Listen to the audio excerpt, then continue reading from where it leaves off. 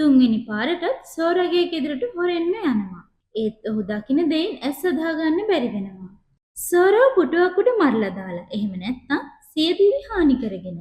ඔහුට කරගන්න දෙයක් හිතාගන්න බෑ. පොලිසියට කතා කරන්නත් බෑ. ඔහු ඇතුළු වුණේ හොරෙන් හින්දා. ඔහු ආපහු ගිහින් මැසේජ් එකක් දානවා. ඔයා ෆෝන් එක ආන්සර් කරන්නේ නැහනේ. මම ගනුදෙනුකාරයෝ දෙන්නෙක් එක්ක රැට එන්නම් කියලා. ඔවුන් දෙන්නත් එක්ක නොදන්න විදියට ගිහින් දොරට තට්ටු කරලා නැති හින්දා දොර අරගෙන ඇතුළට යනවා.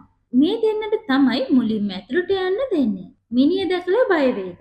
කෙල්ල කෑ ගහනවා. හැබැයි ඒ ගෙදර හරි පිළිවෙලයි කියලා. පුටු උඩ කවුරුත් නැහැ. අඩුම ලේ පැල්ලමක්වත් නැහැ.